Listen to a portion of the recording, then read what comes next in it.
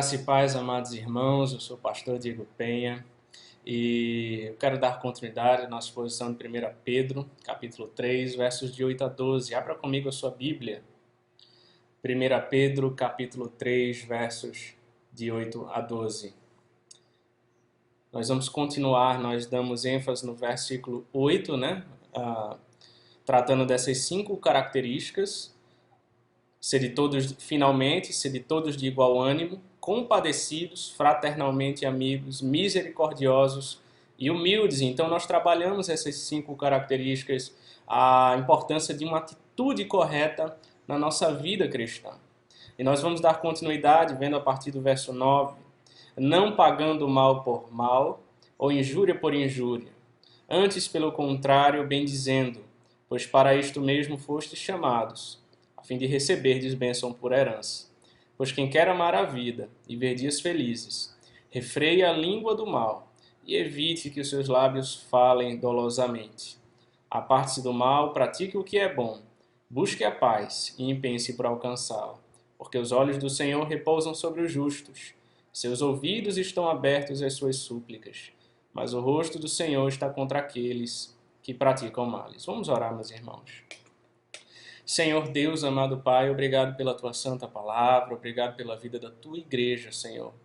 Obrigado por o Senhor ser um Deus tão bom, tão provedor, Pai. Um Deus que trabalha em favor daqueles que nele esperam. Ajuda-nos a fazer a Tua vontade, Senhor.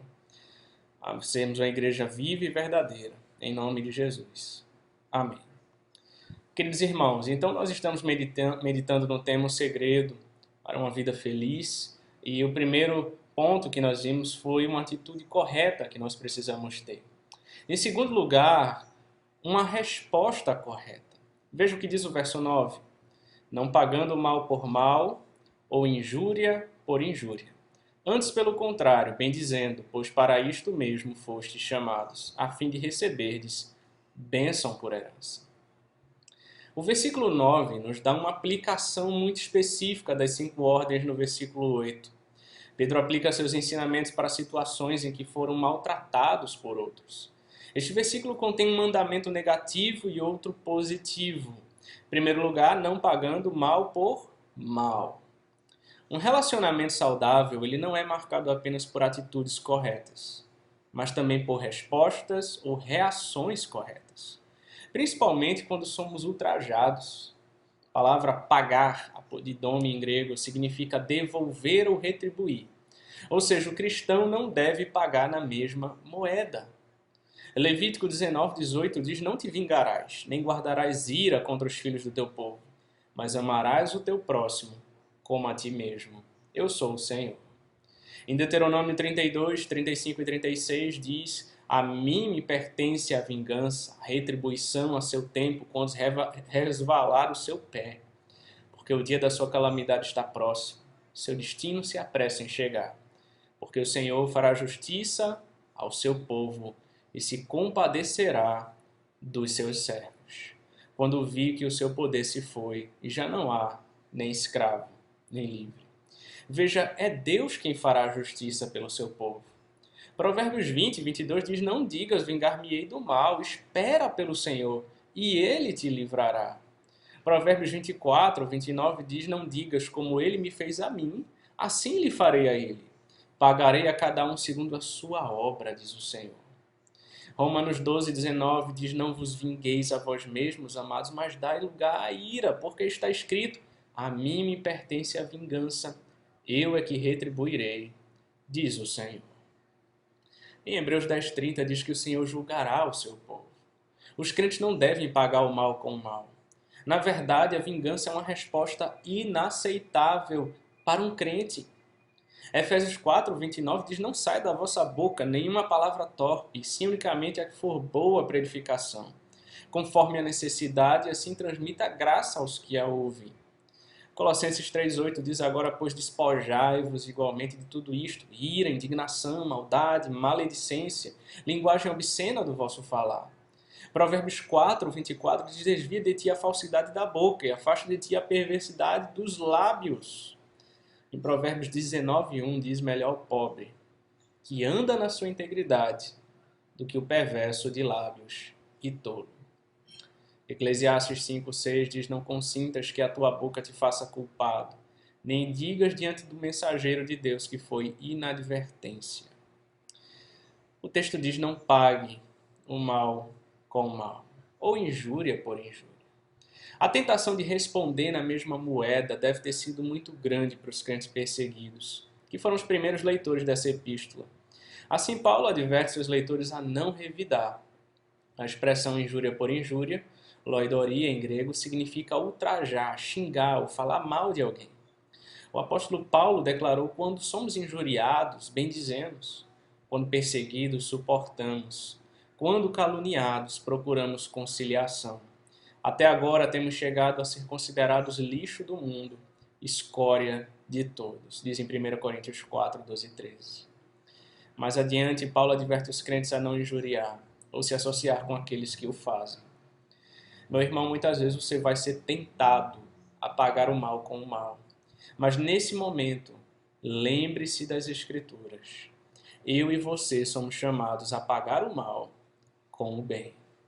É exatamente isso que Pedro vai nos instruir, em segundo lugar, bem dizendo: pois para isto mesmo fostes chamados, diz o verso 9. A palavra bem dizer, eulogeu, eu significa bem, logos, a palavra, significa literalmente falar bem de, elogiar ou exaltar. O ponto do apóstolo Pedro é que o crente deve livremente conceder perdão a alguém que o tenha ofendido, uma vez que a ofensa é tão pequena em comparação com a grandeza de Deus e como ele foi ofendido pelos nossos pecados. Os crentes receberam a bênção imerecida do perdão, de uma dívida impagável, ao invés de vingança merecida pelo pecado. Em Romanos 6:23 diz que o salário do pecado é a morte, mas o dom gratuito de Deus é a vida eterna em Cristo Jesus, nosso Senhor. Em Romanos 5:8, 9 está escrito que Deus prova o seu próprio amor para conosco, pelo fato de ter Cristo morrido por nós, sendo nós ainda pecadores. Logo, muito mais agora, sendo justificados pelo seu sangue, seremos salvos por ele da ira. Nós merecíamos a condenação, irmãos. Mas em João 10:28, Jesus Cristo disse: eu lhes dou a vida eterna, jamais perecerão, e ninguém as arrebatará da minha mão. Em Gálatas 1:4 diz que Cristo se entregou a si mesmo pelos nossos pecados, para nos desarraigar desse mundo perverso, segundo a vontade de Deus, nosso Pai. Efésios 1:7 diz que em Cristo temos a redenção pelo seu sangue, a remissão dos pecados, segundo a riqueza da sua graça. Também em Colossenses 2:14 diz que ele cancelou o escrito de dívida que era contra nós. Ele removeu inteiramente, encravando-o na cruz. Porque Deus não nos destinou para a ira, mas para alcançar a salvação, mediante nosso Senhor Jesus Cristo, diz 1 Tessalonicenses 5:9. Olha o que Deus fez por você. Veja, mesmo não merecendo, Deus nos perdoou. Mesmo fazendo mal, Deus fez o bem. Eu e você também somos chamados a seguir o seu exemplo. Seja sincero. Ao ser insultado, como você reage? Quando você de alguma maneira se sente ofendido, será que você é rápido para responder com raiva? Quando alguém faz uma acusação falsa contra você, o que você faz? Você procura uma maneira de se vingar? Se assim for, você precisa ouvir o que Deus está dizendo através dessa passagem. O escritor britânico C.S. Lewis corretamente declarou: ser cristão significa perdoar o imperdoável, porque Deus perdoou o indesculpável em você. Terceiro lugar, um padrão correto. Pois quem quer amar a vida, verso 10, e ver dias felizes, refreie a língua do mal e evite que seus lábios falem dolosamente. Aparte-se do mal, pratique o que é bom, busque a paz e empenhe-se por alcançá-la. Você quer uma vida boa? Pedro proclama 4 orientações sobre desfrutar da verdadeira felicidade. Em primeiro lugar, refreie a língua do mal. A língua é muitas vezes rebelde e propensa ao pecado, irmãos. Tiago 3,6 diz, ora, a língua é fogo, é mundo de iniquidade. A língua está situada entre os membros do nosso corpo, contamina o corpo inteiro. E não só põe em chamas toda a carreira da existência humana, como também é posta ela mesma em chamas pelo inferno. Nos versos 9 e 10, Tiago prossegue, com ela bendizemos ao Senhor e Pai, também com ela amaldiçoamos os homens, feitos à semelhança de Deus.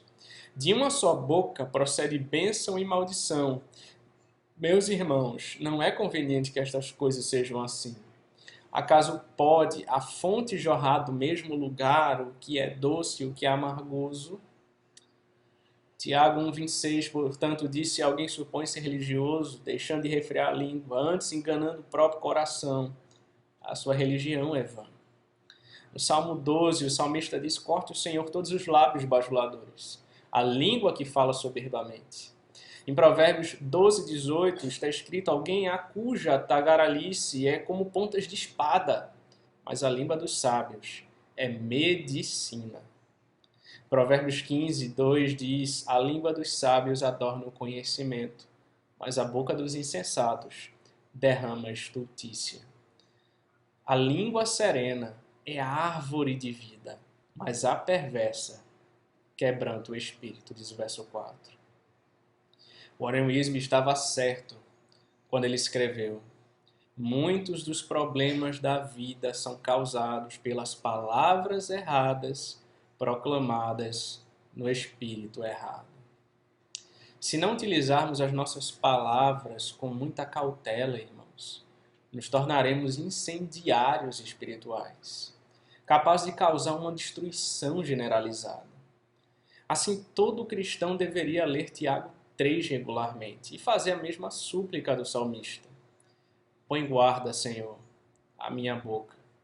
Vigia a porta dos meus lábios. Diz o Salmo 141, verso 3. Segundo lugar, Pedro continua, evite que seus lábios falem dolosamente. Além de abster-se da retaliação verbal, os crentes devem controlar sua língua evitando fofocas, calúnias, linguagem crua, engano, exagero e todos os tipos de maldade e loucura, irmãos. Um falar autêntico e dirigido ao bem de todos significaria em nosso mundo uma revolução de imensas proporções. Não há lugar para mentira na vida de alguém que diz amar a Deus. Será que você tem sido uma fonte de vida para as pessoas? Sua família é abençoada pelas suas palavras? Seus amigos são edificados pelas suas palavras? Em terceiro lugar, aparte-se do mal e pratique o que é bom, diz o verso 11. Continuando a sua citação do Salmo 34, verso 14, Pedro continua sua exortação para uma vida santa. O verbo apartar-se, eclinato, denota uma intensa e forte rejeição do que é pecaminoso. Nesse contexto, o tratamento pecaminoso dos outros, mesmo aqueles que perseguem os santos. Em Mateus 5,44, Jesus Cristo disse, ouvistes o que foi dito, amarás o teu próximo e odiarás o teu inimigo. Eu, porém, vos digo, amai os vossos inimigos e orai pelos que vos perseguem.